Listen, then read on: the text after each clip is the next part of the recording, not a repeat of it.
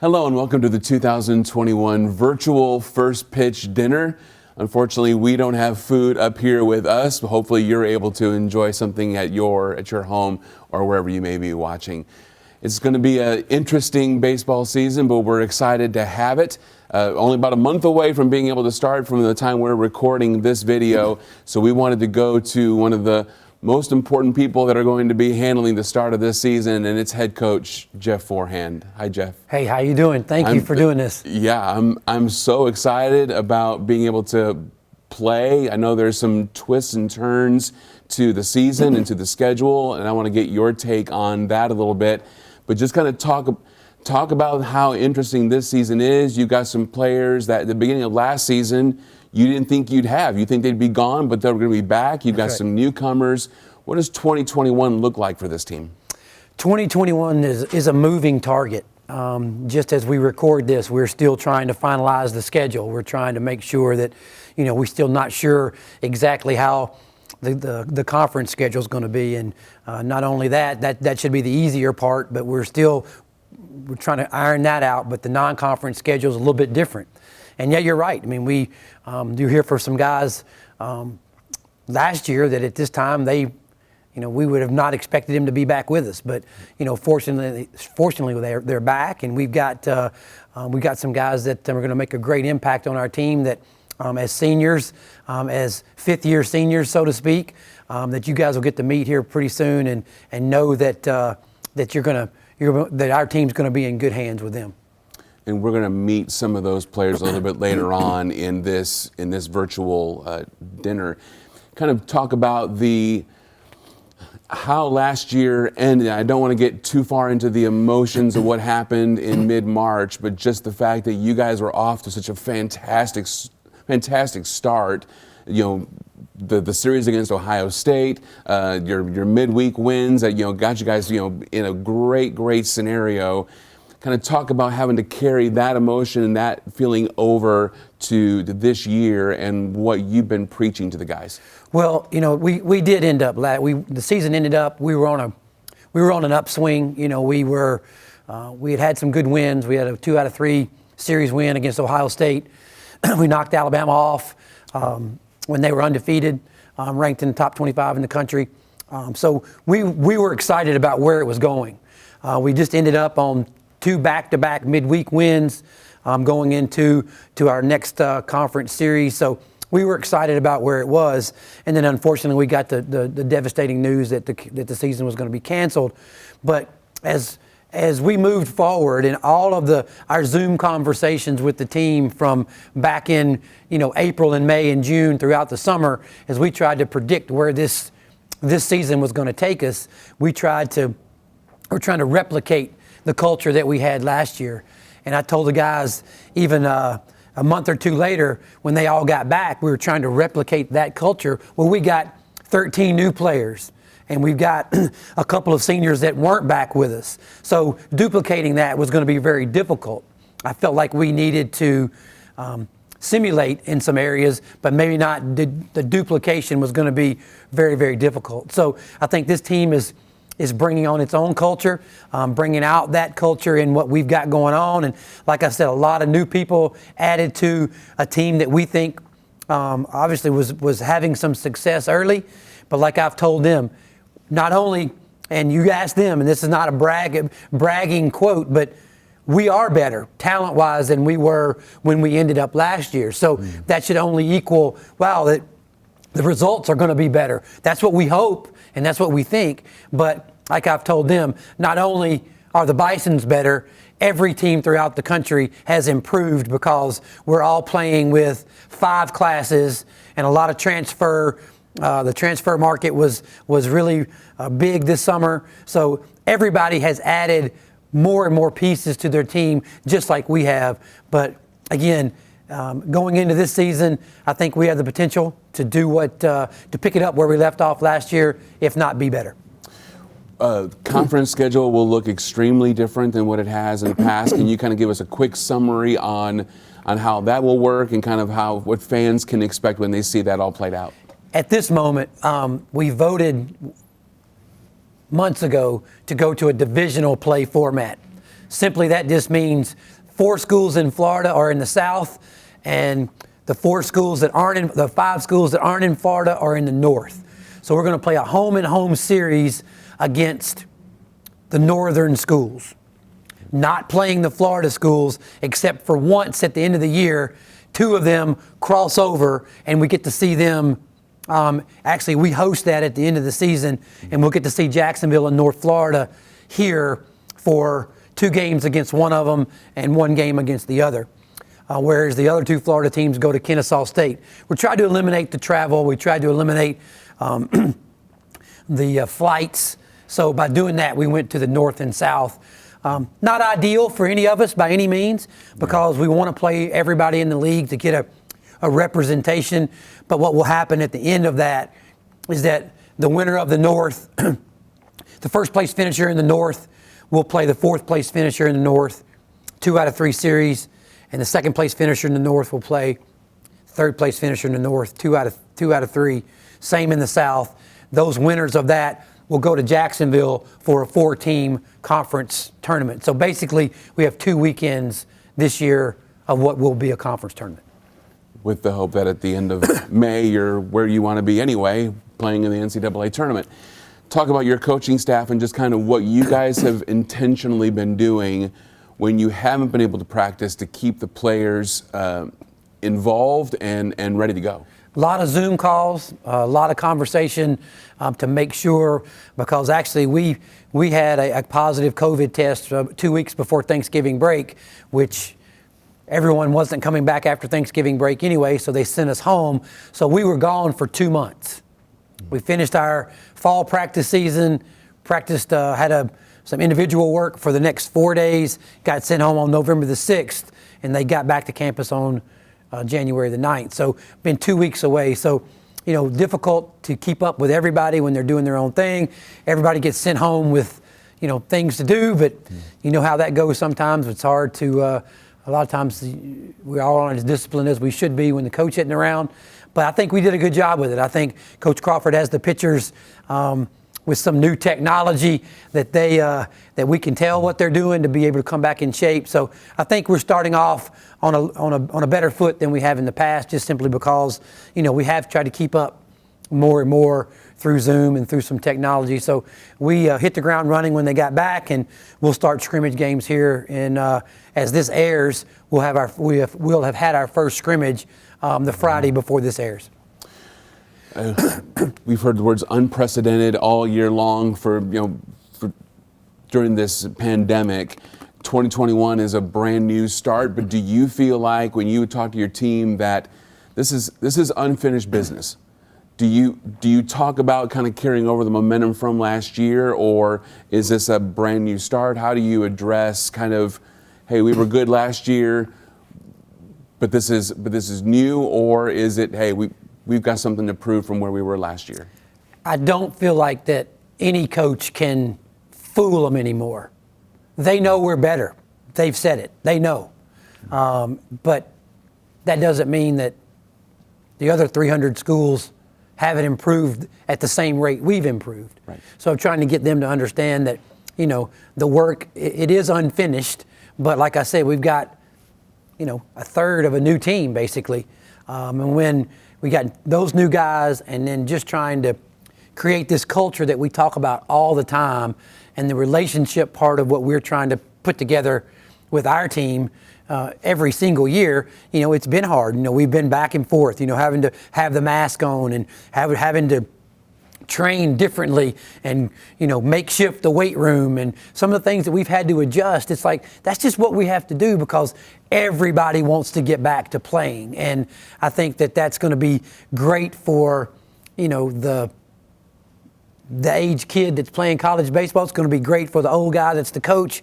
We need to get back to the field. And I think that once we do that, I think everybody gets into that mode. And when you're on the field, it feels normal. It feels the exact same as it has, but we have to continue to push forward to stay with these protocols to help us stay, healthy and to where things are going to change because the games are going to go on. And if your starting rotation is 1 week it could be this, and the next week it could be something else. So we've got to get prepared for that. And every team across the country's roster is expanded and bigger. We have the biggest roster we've had since I've been here at 40 players.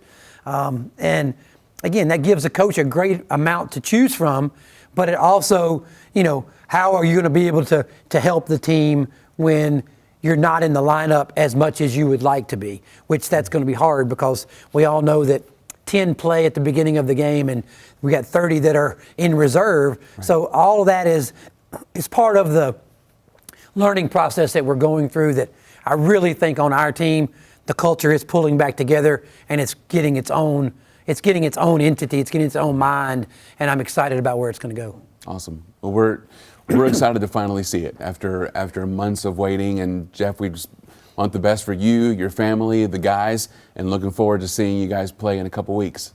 Well, we're excited about it too. Unfortunately, we have to do this virtually. We'll be back next year. There's going to be plenty of opportunities for you guys to engage in this program. So hopefully you guys will be able to do that, engage in the program, and then come out, enjoy being outside and seeing some good baseball here when the season cranks up on February 19th. Awesome. Thank you, Jeff. Thanks. Appreciate it. Thanks again to head coach Jeff Forehand for taking time out with us at our virtual first pitch dinner. We're now joined by 4 veterans of the game, 3 that you should be familiar with, 1 that is new. We're joined by Haddon Adams, Brian Moore, David Graves, and Carter Smith. We'll talk to Carter in a little bit, but guys, thanks so much for taking time out and joining us for this recording. I just want to kind of ask you guys obviously the season ended so abruptly last year. When you guys found out that the NCAA was going to give you that extra year of eligibility, what was the decision-making process for y'all to say, yeah, I'll take another year. Why not? What was it like for y'all? It was definitely a long process. I remember being in Florida with Jarrett and Brian, and we were walking on the beach just talking about what if. It was tough at first because we all had plans what we wanted to do after. But I think when we got the initial okay for the next year, me and Brian talked a lot after that, and it was a decision that we both made, and we were really confident about it too. So. For me, it was kind of the opposite. As soon as we got the news, I remember we were at lunch with Skip, and the day after the season got canceled, and he was kind of talking us through it and what it would look like. And just the day it got canceled, I think it was a Thursday, the thought of that was just, it was like we were done. It was over. I was like, I'll never play baseball again. I was talking to these guys. I've known Brian for a little longer. We played together freshman year summer ball, and we were just the emotions were overwhelming. But when we got that news that we could come back, it was a no-brainer for me. I still had a couple classes left to take, and as soon as I got the chance, I took it because there's no place I'd rather be right now. And we were off to such a great start that I was just ready to get the ball rolling again. So. Yeah, and for me, it was a little bit of a longer decision-making process, but when I found out the news that we were going to get a year back, my gut reaction was that I wanted to come back. I wanted to be here. I love playing for Coach Forehand, and my teammates this is the best team I've ever been on, so I just really enjoy it and really wanted to, but I had some other things. I had a job lined up that I had to make sure I could hold on to, and once I got the green light from them, I was for sure coming back. Where were you going to be working, and how did that negotiation go? Yeah, it's for a company called Accenture in Atlanta, and it took me a while to, get the nerve to kind of call them up and ask them, but in my mind, I made it a lot worse that they were going to be, you can't do this. But once I called, everyone was very understanding, and they're telling me, you have to go back if you have another year. You have to do it. This will still be here for you. Go enjoy your time playing college sports. Wow, that's awesome. Carter Smith is with us from a transfer from Florida State. He is in graduate school. Carter, did you know anything about Lipscomb before you decided to come over, or got the call from Jeff, or how did that work out? Well, I've been in college baseball a little bit. I knew of Lipscomb, but I didn't really know anything about Coach Forehand or the other coaches. But my time at Florida State ended, and I was looking for other opportunities. and got in the transfer portal and got a call from Coach Crawford, and was enlightened by how he said the coaching staff was and how the team was, and I had some other offers, but this place just seemed like it fit the best for me and their goals and values, and the time they had last year going 11-5, and so it seemed like it was a good place to be for this year. So that's kind of what led me and drew me to Lipscomb. What do you see in the camaraderie of this team going in? I mean, you guys haven't had a lot of chance to practice with each other, I'm assuming. So how's that worked out? It's bar none. I mean, these guys are you can tell they're brothers. I've come from other places, summer ball and stuff. You kind of get a little taste of these guys, and you get friends with them, of course, but you can tell these guys genuinely care about each other, and they care about the team aspect a ton, and it definitely shows in both on the field and off the field. So it's something you can definitely appreciate. The words unfinished business keep coming back up. I mean, especially after the way that the season ended.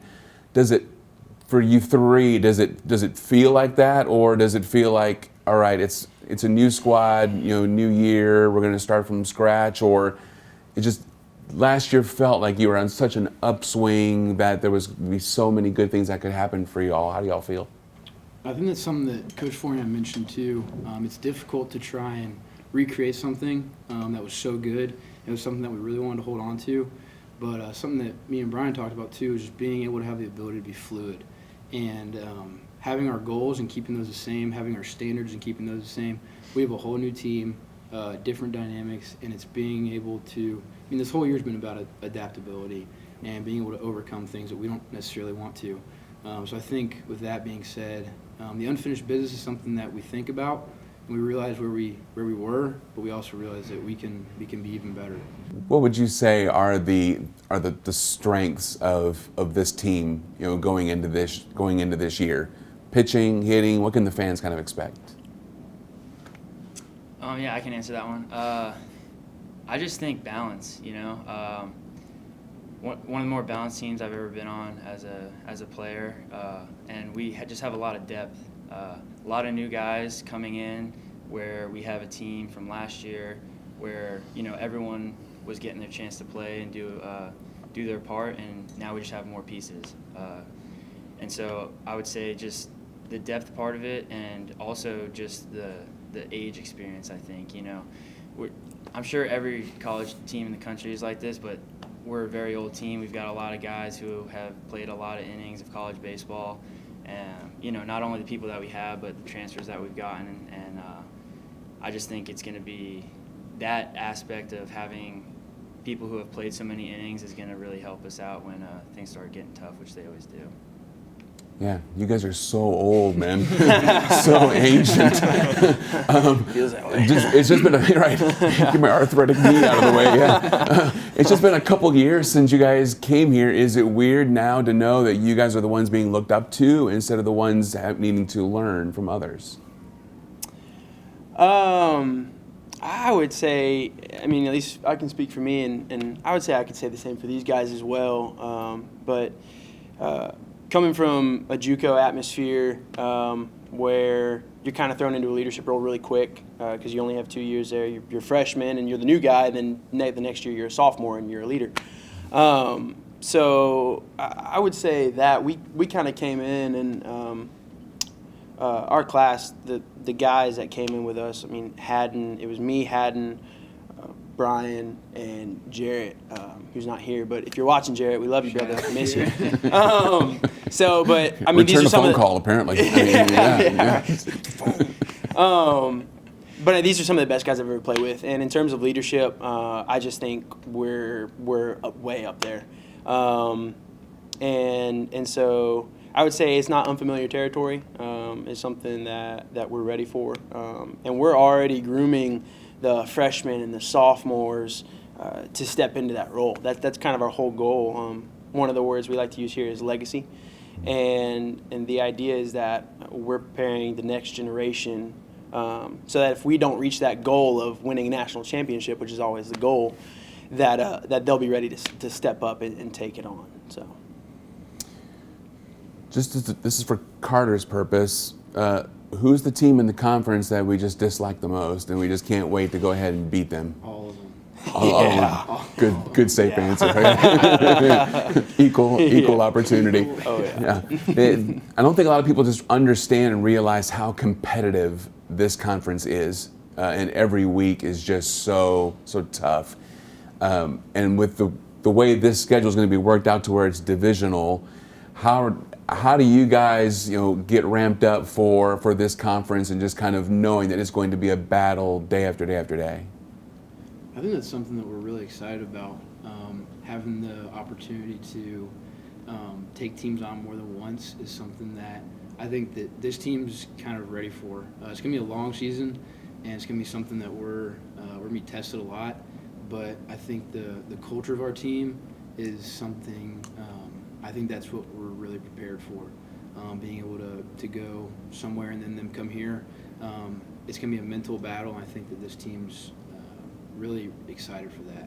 So, Carter, do you feel like coming from a Power 5 conference, when you step into the ASUN, how do you see those two lining up? There's really not much difference. I've seen ASUN conference teams beat Power 5 teams. I've seen vice versa. I mean, it's all relative when it comes to midweeks and come to the weekend. Any team can beat anybody. But I mean, honestly, I think the competitive side is always there, no matter what conference you're in. The conference games matter, whether it's the ASUN, whether it's the OVC, whether it's SEC, ACC conference games. There's the same level of intent and energy in each weekend, and I don't think maybe there's a little less fans in the stands, but we're not worried about that. We're about winning the ball game. So that's literally the only difference that I see coming into this season and playing in the ASUN versus the ACC. Last question, guys. Through all the Zoom calls, virtual conferences, all that stuff, what's been the biggest message that the coaches have been telling you to kind of keep you guys engaged up until, well, by the time this thing records, we'll be 2 weeks out, I think, from opening day. What's been the coach's messaging to y'all to keep you guys involved? I would say just them telling us to control what we can control. We can't control that they shut the season down last year. We can't control that we have to wear masks when we lift or, have a certain number of guys in the locker room. We can't control that, and the only thing we can control is how we respond and react to that. And so we just need to respond with a good mentality, and when we focus on what we can control, the results are gonna speak for themselves. Okay. Yeah. Great. Well, Carter, Brian, Haddon, David, thanks so much for taking time out. Wish we had dinner to serve you, but right? Virtually. Yeah. So looking forward to seeing the start of the season in a couple weeks and how this team goes. Thank you so much. Yes, sir. Thank you. You're welcome. Hi, and welcome back to the virtual first pitch dinner. Time now to meet the 2021 Lipscomb Bisons.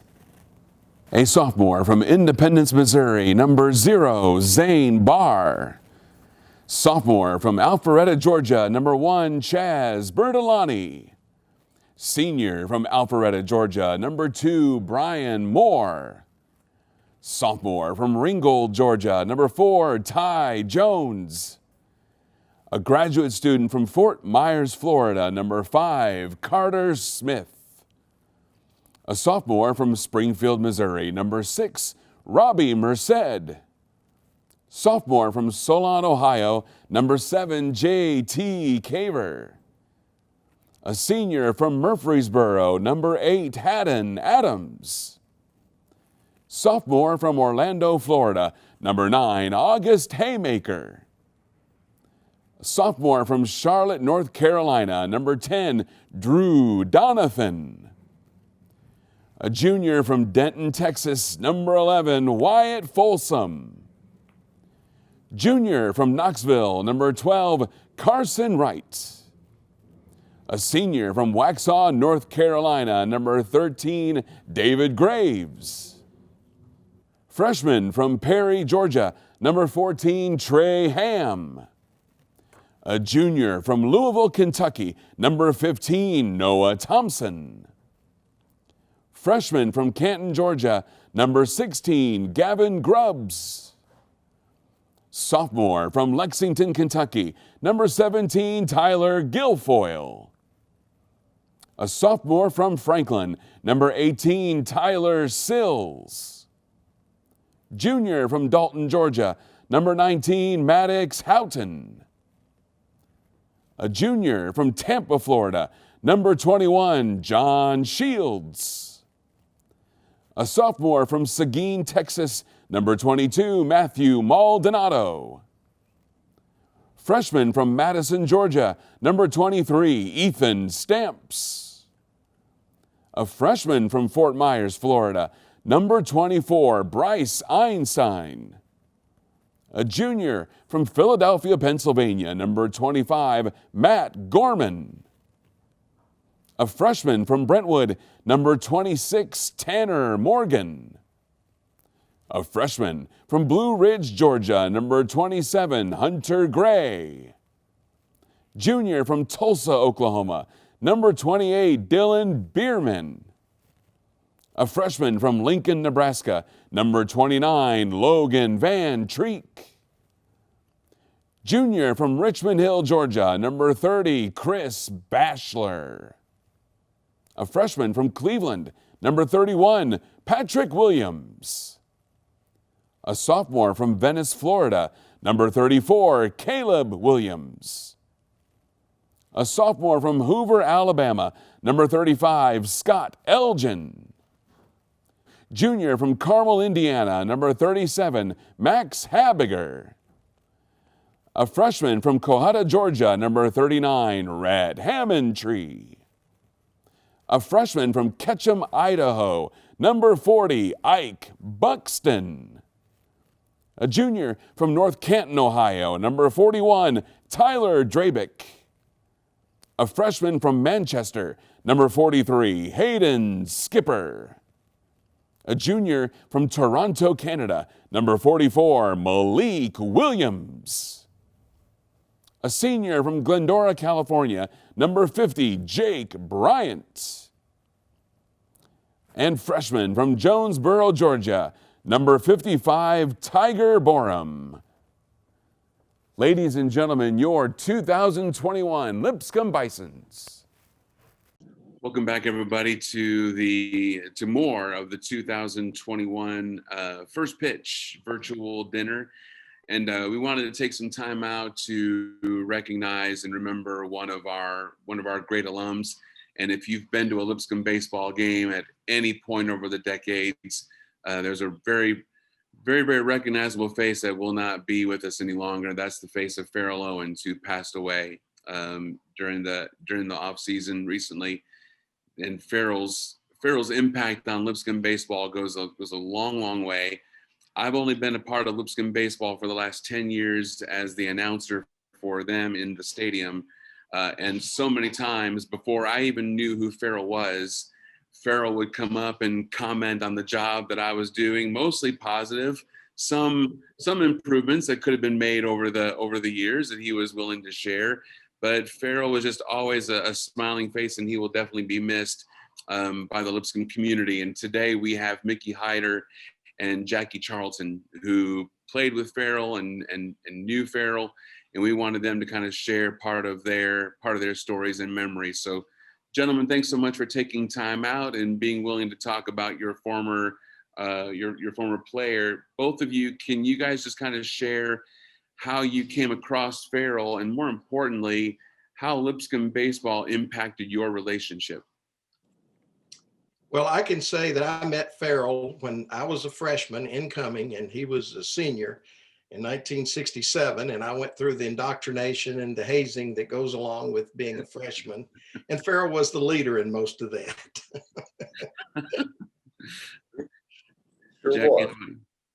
Jackie, how about you?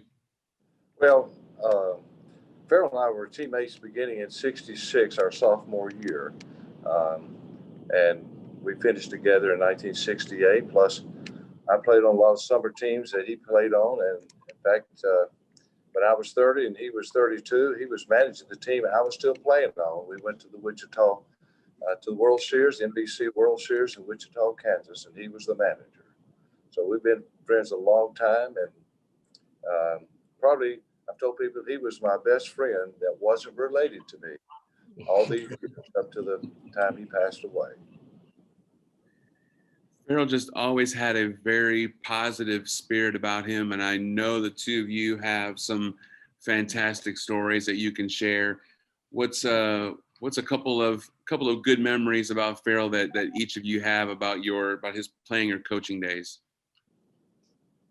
Well, like I said, I go back to when I was a freshman, but we played in the same league, Jackie and Farrell and I. Usually I did not play with Farrell, but against Farrell in the summer leagues. And he's all the time telling my assistant here at the park that once he was about to steal second base and was in the process, when I threw the ball to second, he said there was so much arc on the ball from the catcher's position that the umpire called infield fly. So that was Farrell's version of that story. And I said, yeah, and the ball bounced twice and I still threw him out. And so that was always my retort. And we've told that story many, many times back and forth with his version and my version. Well, like you say, Farrell was very witty about everything. And he reminded me one year recently, he said, one year I led the team in triples. And I said, well, Farrell, I led the team in home runs. And if I ran as slow as you did, I probably would have led the team in triples. He just laughed. One thing Farrell could do, Farrell could run. He could run it's like his feet never touched the ground. And one story I have is Coach Dugan put us in 1966, our first game against Tulane University in New Orleans. Tulane was in the SEC at that time and was always in the top 10.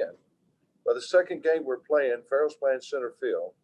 And at Lipscomb, we didn't have a fence from center to left. So you could go get it all the way to the alumni front step. Well, Farrell would sometimes, but in this case, there was a fence, a 10-foot fence. And Farrell hit that fence head on, right between the two posts. It looked like a trampoline.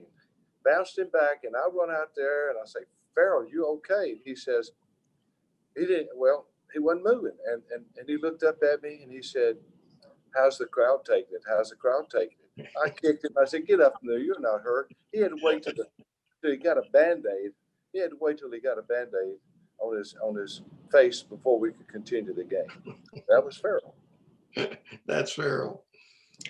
One of my favorite stories, Farrell and I, for many, many years, operated the local, what we call travel leagues here for the teenagers. He had a newspaper that he would send out that had all the stats and the standings and all of that, and player of the week and such. And I was the guy that made the schedules and settled the disputes between the coaches, etc. But we had this one guy who I'll just refer to him as Carl, who had an unfortunate condition where one of his feet had to be removed, which is not funny at all. But Farrell was just constantly on me about calling Carl and sending our best wishes or whatever. And I kept explaining to him that I was not very good at saying the right thing at the right time, that I was not the person to make the call.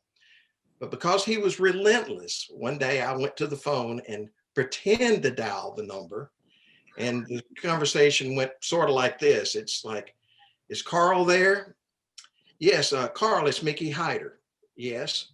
How are you doing anyway? Yeah, Carl, that's what I heard. Well, look at it this way. Your shoes are going to last twice as long. And Farrell grabbed his head and started running through the building yelling, oh, no, Mickey. Oh, no, you didn't say, oh, no, Mickey. And then he could hear all of us just dying laughing. And then we heard from him in the other back of the room going, that's okay. Payback will be tough. Payback will be tough. But we got quite a laugh out of Farrell that day. Several years ago, well, first of all, Farrell's mom and dad were like my mom and dad. They were at every game, even in the summer, even after we got out of Lipscomb.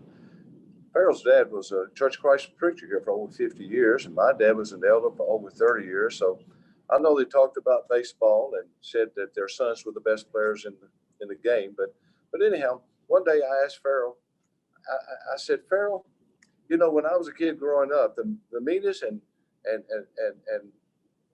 worst kids in the congregation were the preacher's kids. He very calmly looked at me and said, you know why? I said, no. He said, because they ran around with the elders' kids. Well, I had to be quiet after that, but he got me good. He was good at back and forth that way. The another favorite story I have, I was sitting exactly where I'm sitting right here now, and I can see down the stairwell here at Shelby, down that comes to the outer door where people come in to come upstairs. And Farrell was sitting with Billy Griggs. Jackie would know Billy. He's a Lipscomb alumnus also. And they're sitting over there, and the door slammed, and they said, "Who's coming up the stairwell?" And I turned and looked and said, "Tommy Lasorda." And they just kind of looked at me funny and said, "No, really, who's coming up the stairs?" And I looked back again and I said, "Tommy Lasorda." And they went, "Oh, good grief, who is it anyway?" And about the time he stuck his head through this doorway right here and said, "Hi guys, Tommy Lasorda." I'll never forget Farrell's face. It looked like he'd seen a ghost. One thing Farrell could do that was just tremendous. He could remember games that we and tell you details of that last inning. I couldn't even remember that I was there, and he could tell you who got the base hit, who hit the home run. He could tell all that stuff just like he was still there. He absorbed and he loved baseball, and he loved Lipscomb. Tremendous. Amen. Amen. I can say that without fail. Farrell, around here, we called him Poof. And because he would always have suggestions on how we might make improvements around here. And I would, as soon as he would say that, I would just reach over and get my keys and said, "I'll meet you here at 2:00 tomorrow." And then poof, he was just gone. We would not see him at all. And so around here, he became known as Poof because when the work started, he always found a way to just completely disappear instantly. Like Mickey said earlier, he liked to pull tricks on the underclassmen. And so our senior year, Farrell came up with this story that there was a rookie called Nate Robinson that was leading the American League in hitting. That year, Brooks Robinson and Frank Robinson were both playing for the Baltimore Orioles, and they were in top, the first few weeks, they were batting 400 and something.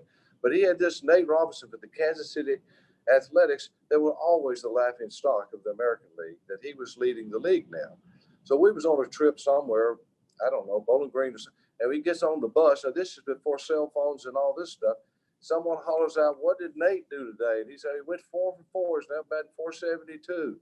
Well, the young freshmen were believing all that stuff. And so one day he was up in the batter's box, and of course all we had was benches down first baseline. And he gets in the batter's box, and I holler out, "Hit the ball, Nate." He got so tickled he had to call timeout from the umpire to get out of the batter's box. I had blown his coverage, but that's what he loved to do, and he was good at it. He was really good at it. He was really good. I'm not sure if he was responsible or not, but my name is spelled Hiter. And I'm pretty sure that Farrell put the announcer up to introducing the next guy as Hitter. So we had Mickey Hitter, and we had Daryl Demon Bruin. That's right. Mm-hmm. But he was quite the kidder, and we all enjoyed him, especially around here. There was always some type of rule discussion. And Jackie mentioned that his prowess at showing up at Lipscomb games, but I'm not sure people realize Farrell he knew the rule book better than most college or even professional umpires. And whenever we had a rule dispute around here, I always looked to see if I could find Farrell first, because he generally knew. And 9 times out of 10, even without going to the book, he could tell you what the correct ruling should be. Had an uncanny ability to keep up with rules like that. It was amazing. That's incredible. I mean, Farrell was traditionally you'd be able to see him at every Lipscomb home game, on the road when he could. I know that he loved baseball and he loved Lipscomb. But he was also such a big part of baseball in the city of Nashville. Absolutely. No matter what school you went to or a part of the Sounds organization, how much is the Nashville community, guys, going to miss having a partner like Farrell, in your opinion? I already miss him. I mean, there's several times that something has come up around here lately that I reached for my cell phone and realized I could not make a call. And that was heartbreaking because I just expect him any day to come walking up the stairwell here at Shelby. Or me cruise by Lipscomb for some reason and see him walking in through the stands or through McQuitty. I mean, it's just, we'll all miss him and almost like a brother for me. I mean, he was kind of like an older brother. And I get kind of emotional just thinking about it. Yeah, I tell his two daughters, because Farrell and I were partners in business, several businesses for years. And I told his daughters, I still got his number, my contact. I want to push that and call him, but we talked or text almost every other day, and I would send him articles that I would find in old papers because I do research. Now, the one he was most proud of was the unassisted double play he got in 1968 against Belmont, where he came in and caught a low running ball, and the guy on first just kept running, and Farrell just kept running straight toward first base and got it unassisted. And I did some research, and that was almost, the AP Wire picked it up, and it was in almost every major newspaper in the United States. And he was so proud of that, of all his accomplishments he ever did. Was that, honestly, he would tell you about that one in a minute. So I've heard it many times. yes. So we're going to miss that sort of thing. I already do. So there's so many stories that we don't have enough videotape to do this. So, but like I said, he will be missed, and not only at Lipscomb, but here at Shelby Park at the Old Timers baseball facility, and just so many different ways. My mind still doesn't quite grasp it all yet.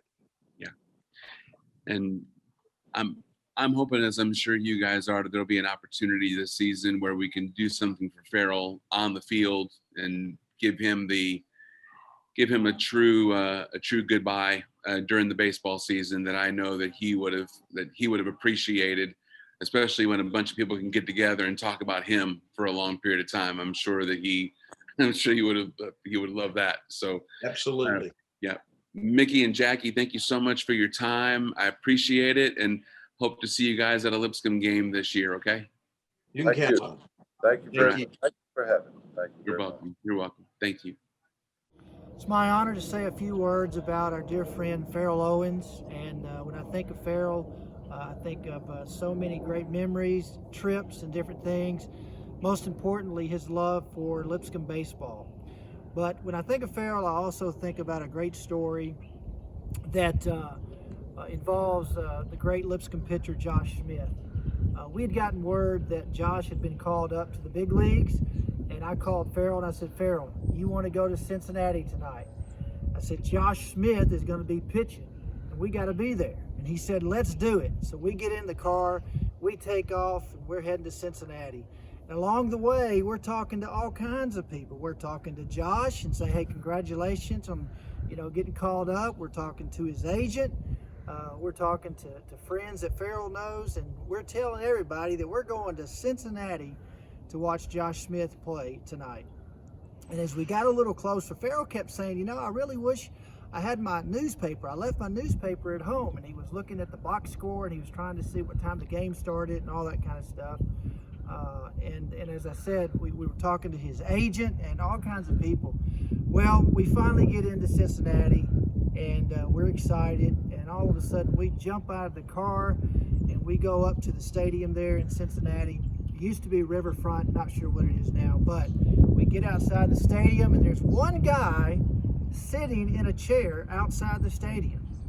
And Farrell and I walk up, and we asked the gentleman, we said, what time's the game start tonight? And he goes, the game is not here. The game is in Milwaukee. And at that moment, Farrell turned and started heading for the river. And I thought he was going to jump in, but we were so distraught. But we had messed up that the game was actually in Milwaukee. And for Farrell, it's a story that we laugh at all the time. Welcome back as we continue our time in remembering Farrell Owens, who passed away during the off season.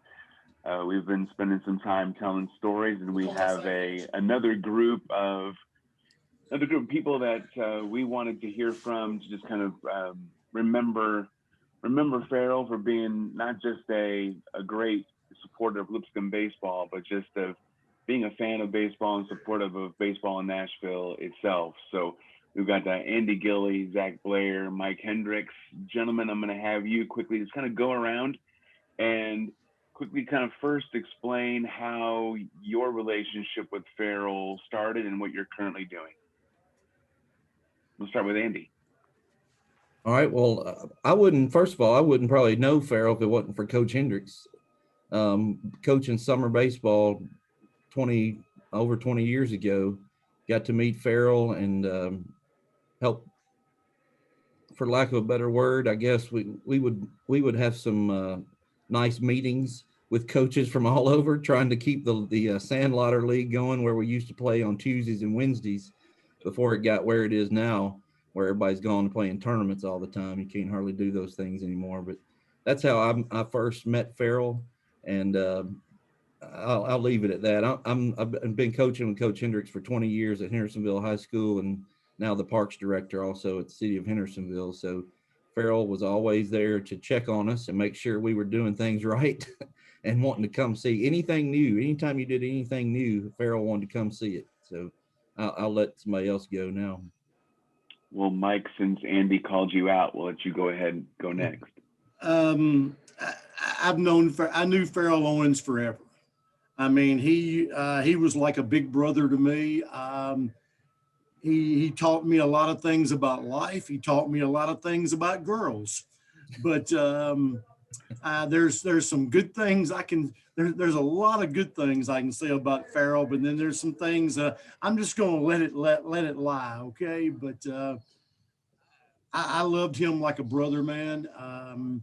He took care of me and helped me through my life. And shoot, I don't know where I'd be without Farrell Owens' with help and things, in life and baseball and everything else. I mean, he was like a brother to me.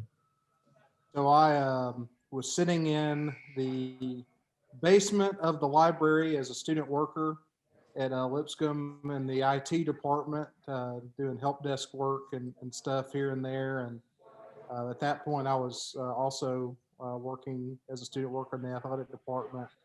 And Al Austell comes running around the corner with this guy I've never seen before and said, "Hey, this guy's having computer issues. I know you help folks around here with it. So I think you could help this guy Farrell out." And Farrell said, "Yeah, I just live up the road. Do you mind coming over and helping out?" And I trusted Al enough. I said, "Well, this seems like a good guy." And apparently he's been around a while. So I hopped in the car, went over to Farrell's house. I was there probably 3 or 4 hours trying to get his machine back into a place where he could use it. And there began the story. And that began a 10 or 11 year relationship of being around him on a very regular basis, talking to him on a regular basis, and him calling me with his hair on fire anytime he couldn't send an email or something happened with his computer. We had a lot of fun with that, and had some funny stories come out of it as a result. That's awesome. I think we talked to Mickey and Jackie earlier about their stories and their relationship with Farrell, and I'll ask the three of you to do the same. Just kind of share your baseball stories and that special friendship and connection that you had with Farrell. What are some early beginning stories that just kind of sparked off the relationship? Well, I guess before we do that, Brian Ryman's here too. We want to let him go in his 2 cents. Brian, just talk about your relationship with Farrell as well. Yeah, most of mine it started a lot like with Gilly, like you talked about in the Sandlot, man. Those when I first moved to Nashville with Cliff Terracuso and uh, Farrell was running the website and all the stats in the Sandlot League, and this is even before I knew how entwined he was with Lipscomb baseball, and our relationship grew even more with that. But I'll start off with how Farrell and I really got started was we were playing in Franklin at I don't even know the name of the field. It's at one of the Reese boys' house out there in Franklin. If you guys know what I'm talking about, out at his house, he's got his own field, and we're Steve playing Smith? a double. Yeah, I believe it was Steve's house or one of their.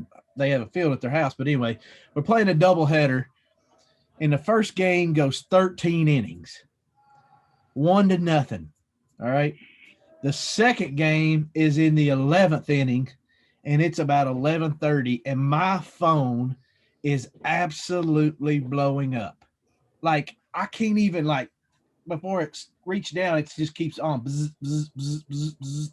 So finally, I look and it's Farrell, and I answer it and I said, "Farrell, what?" He said, "Brian, you know it's against league rules not to turn in your scores as soon as the game's over." I said, "Farrell, the first game went 13 innings, and we're in the 11th of the second game." And it was just total silence. "Call me when it's over." And he hung up on me.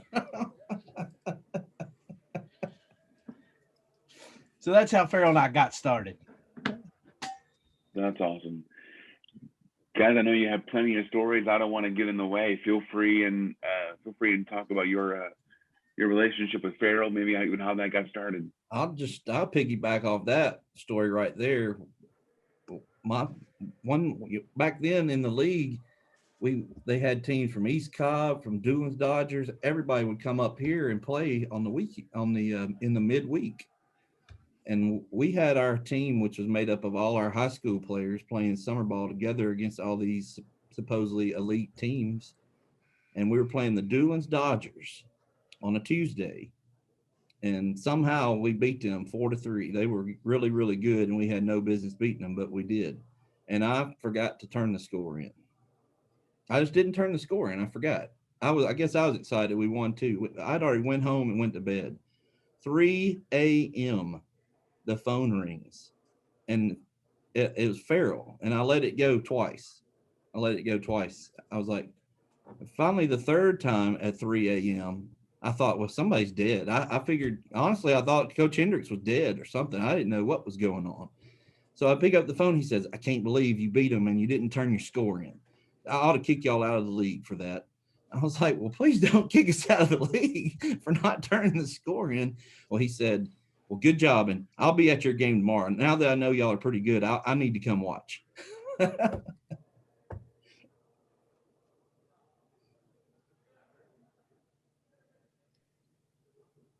I will say Farrell was as kind-hearted and fun to be around as anybody, but patience definitely was not a strength. I'll never forget.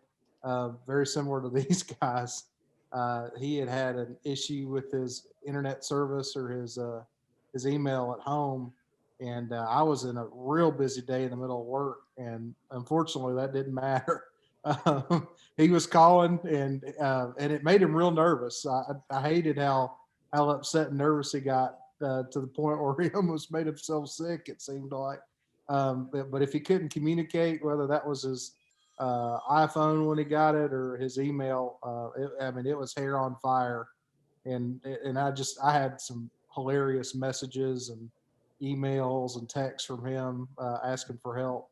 The coolest thing though that I got to experience with Farrell though is obviously when I first met him, I didn't know his affiliation with the Nashville baseball community. I didn't know his history of being a player at Lipscomb and being a minor league player and the Sounds. And the Sounds have kind of been a big part of my life since I was younger. That was the first, professional sporting event I ever went to.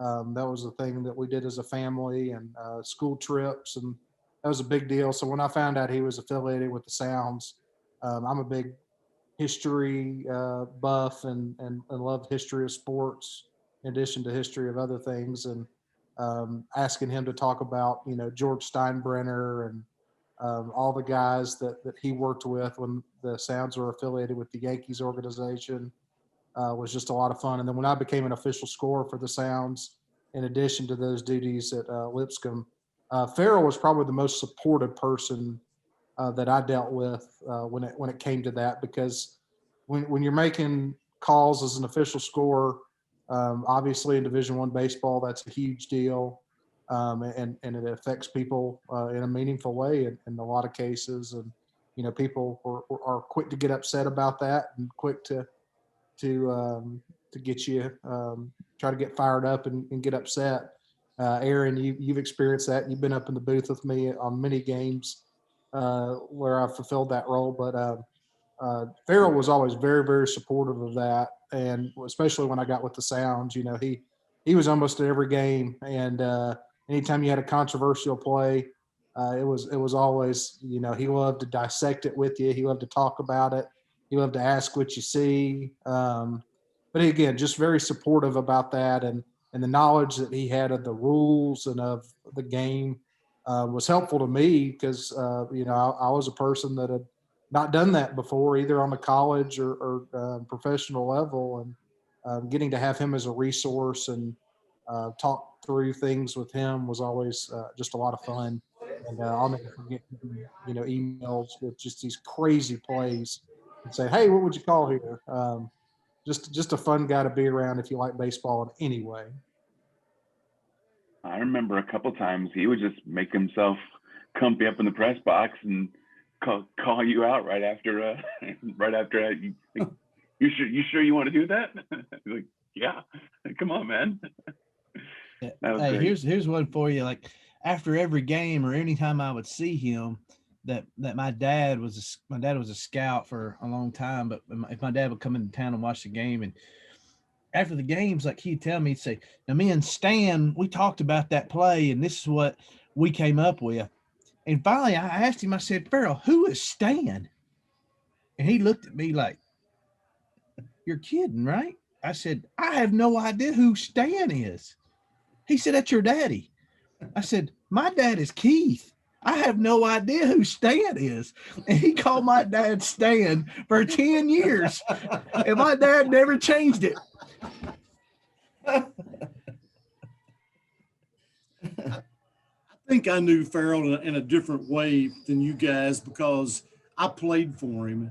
And Farrell was the nicest guy off the field, but he could get up in your grill a little bit on the field. And we played in that. I played for him, and we were playing in that old Kirby Farrell League a long time ago, and we had won that league and got to go to the I think it was the ABC state tournament up in Chattanooga, and we had a real good player on our team that year named Mike Perkins, and we met at a certain place, and we were driving to Chattanooga to play. I think we played at 4 or 5 o'clock, and Perkins was working, and we waited. Perkins didn't ever show up, and Farrell was all bent out of shape about that, and so we all got in the car and we started driving up to Chattanooga, and it got to be about 5 or 10 minutes for game time, and Perkins hadn't showed up yet. And he was mumbling under his breath. He didn't know what to do. He had Perkins pinned in the lineup, hitting number 4, and he says, "I don't know what we're going to do." So it got to be about 2 minutes before game time, and Perkins showed up. So he was a right fielder. I think he ended up. He got drafted by the Red Sox, if I'm not mistaken. But Perkins showed up, and we beat that team pretty good. I think Perkins hit 2 home runs that day, knocked in 7 or 8 runs, and Farrell never said a word to him during the whole game. And after the game was over, we won. After we shaking hands, and Perkins came up to him and put his arm around him and whispered in his ear, "Aren't you glad I showed up today?" So that was a memory. That was a great memory, and I got a bunch of them with Farrell. But hey, that's a real good one. I laughed, and we all laughed, because you know how uptight Farrell could get sometimes, and he was uptight that day. But we won, and that was great words by Perkins. No, you talk about being uptight, man. We we have our golf tournament here every year, and for our alumni and former players and sponsors and all that stuff, and we always give them a gift, you know. Well, this is about 4 or 5 years ago. For whatever reason, Farrell scheduled something on the same day as the golf tournament. Now, this is like the mayor not being at the biggest event in the city, you know. Well, I get a text from Farrell. I mean, the tournament's not even over yet. Hey, I need one of those polos that you gave out to everybody at the golf tournament. So Farrell and I like to pick on each other quite a bit. So I just wrote him back. I said, I'm sorry, Farrell. Those are for people who donate money and for who participated in a golf tournament. Boy, he didn't like that one bit. Not funny. Period. See you at 4:30. Oh man, he was uptight about it. And then, you know, we like Zach said, like I'd tweet something. He's all about reading Twitter. And he called me and said, now, Brian, what does this mean? It means we're playing at 4:00. Well, I just, you know, I didn't want to read into it, you know. He just, or, you know, some other coach would, now, Brian, what's he mean when he tweeted about this, you know? And the best was when when online email letterhead and stuff came into being, he found out how to screenshot it, and he sent me one from the Sounds. He's like, I really ought to think that you guys should find a way to get this now. Like, it was the greatest thing that he had ever seen. So we got one for him.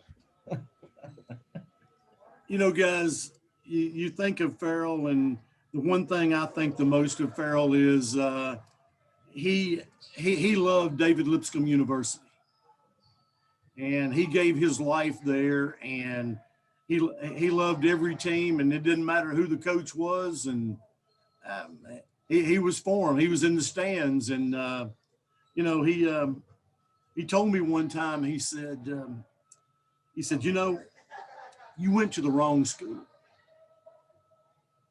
You know, because I went to Belmont, and I said, well, Farrell, I didn't really have much of a choice of where I went to school, because Coach, you know, back then they played at Onion Dale when I played, and Coach Dugan was looking for left-handed hitting catchers and not right-handed hitting catchers, and that's what I was. So I ended up at Belmont. So there you go. But he loved David Lipscomb.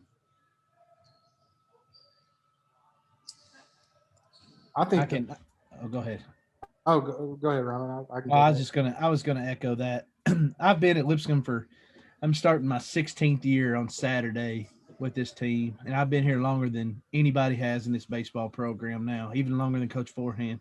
And I've seen it the highest of the highs and the lowest of the lows. And I can echo what Coach Hendricks said.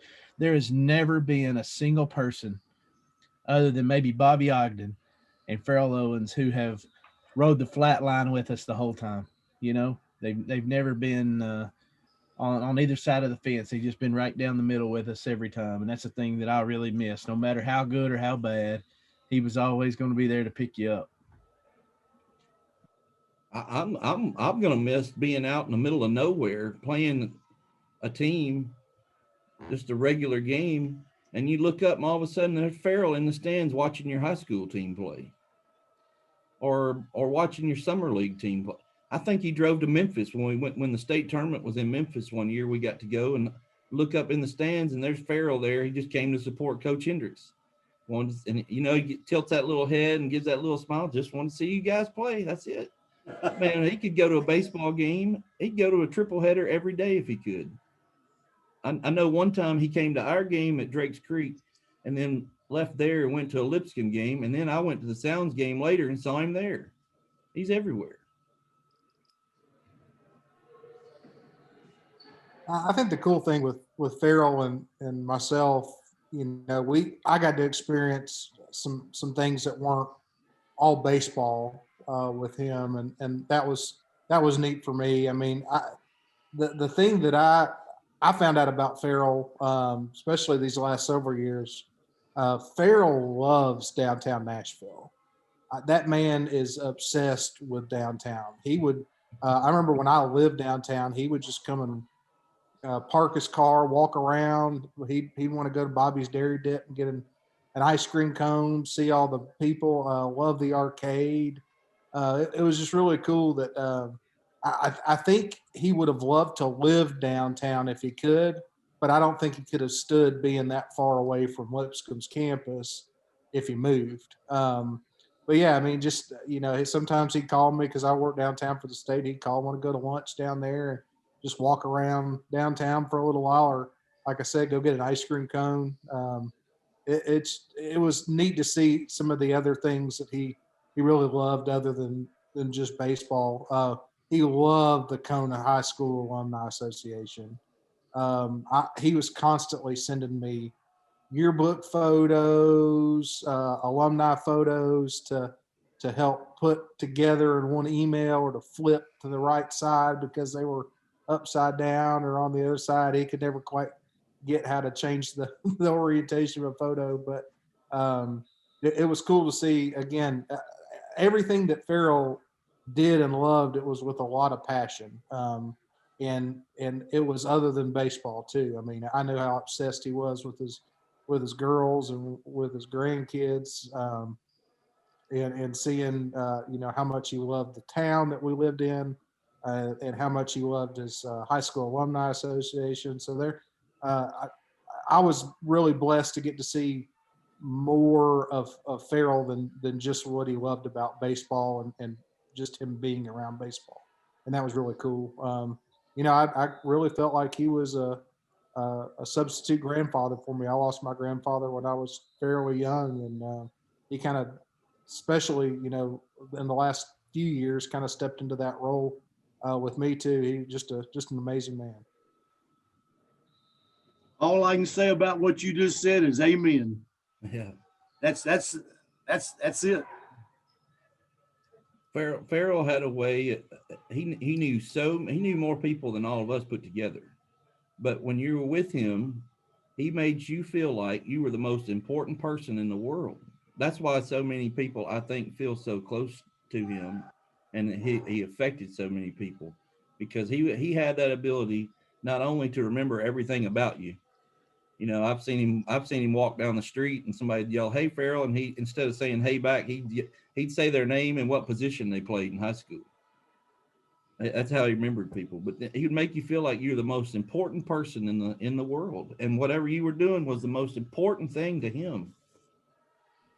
Yeah, and he taught me too, Coach Hendricks. You probably heard him say this too. He said, when I have a son, Porter, who's 4 now, but he said, when Porter was born, he said, "You're no longer Brian Ryman or Coach Ryman." He said, "You're now Porter's dad." He said, "That's what you're going to be known as now, as Porter's dad." And I started thinking about that. Like, he's so right. Like, that's what I am now. I'm Porter's dad. And hopefully I can keep building on that, because like Zach said, man, he was so proud of his girls and grandkids.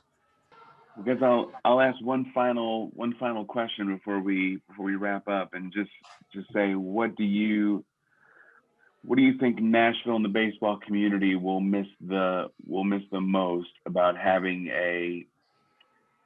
I mean, we've talked a lot about Farrell and his love for the game, but I mean, he was such an advocate for Middle Tennessee and for the importance of that game continuing to go on. I think in a time where kids just don't appreciate the game as much as they used to, how much is Nashville and Middle Tennessee going to miss having an advocate like Farrell? Well, the way I would phrase that is that Farrell, I hope this answers your question. Farrell Owens, to me, was a real baseball man. I mean, that's the way I put it. He loved it. Like my dad said, he ate it, he drank it, he loved it, and he's a baseball man. And there's not many baseball men like that left around town here. So that's what I got. To me, Farrell is Nashville baseball. I can't imagine if Nashville somehow gets a major league team. I can't imagine going to that game and Farrell not being in the stands for the first game. When you lose somebody that knows all the history, knows everybody that's involved, knows folks to get to come and speak at important events that recognize the importance of Nashville baseball and that history. I mean, it's huge. And I know Nashville baseball is not going to be as well connected, I don't believe, without him around. And I hope someone is there to step up and take that spot.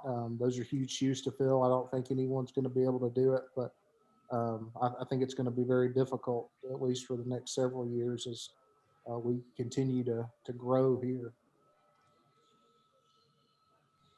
I would just say from a selfish standpoint, man, like it's going to be really hard for me because he was my right hand man when it came to Lipscomb events. You know, if I needed to get the word out, whether it's a reunion or an alumni day or whatever, that man had every single player who had played here's email and almost all of them's phone number.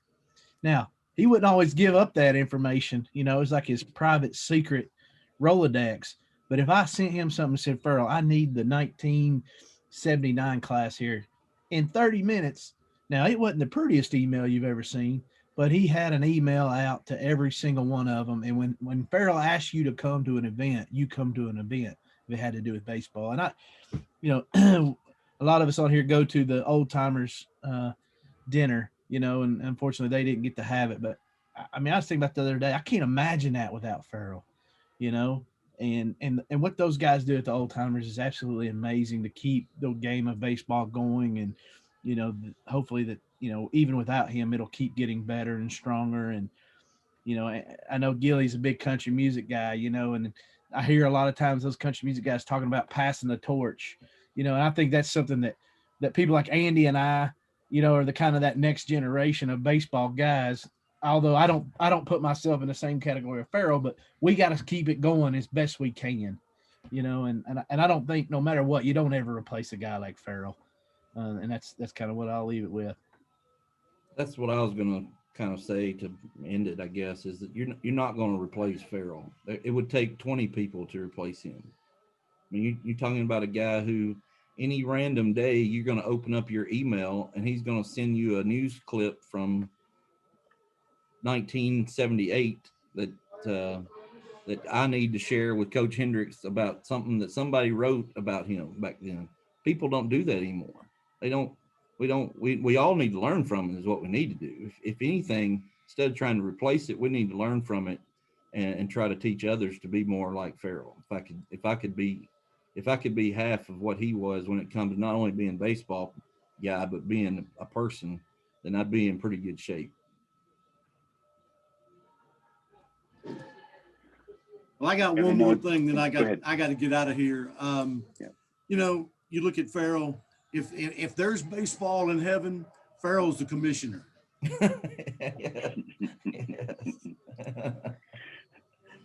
That's a great way to put it. Yep. It's going to be weird not seeing him around, standing in front of the concession stand and roaming the seats in a couple weeks when the baseball season hopefully opens up on time. So, he's obviously had a big impact on all of us, and some more than others. Brian, Andy, and Mike, Zach had to leave for a phone call. Thank you so much for taking the time out to be a part of our virtual first pitch dinner, and hope to see you guys around campus when baseball season starts. Okay. Thank you all. Thanks for having me. Thanks, Aaron. You're very, very welcome. What a great tribute to Farrell Owens. Such just a staple at Lipscomb University and in the baseball program, Hall of Famer. And as you guys have heard from all of the people on the video, that Farrell was just a friend to all of us, an unbelievable person, and just a great ambassador for our program. And just as we talk about a lot in our program is the ownership of it, and Farrell Owens for sure had that, not only in Lipscomb baseball, but in baseball in Nashville. He was definitely known as that person, as Mr. Baseball in Nashville, and for the most part, most likely in the state of Tennessee. And we really appreciate him and the opportunity for us to honor him in our banquet this year. Just means the world to us. Thanks, Farrell. We love you.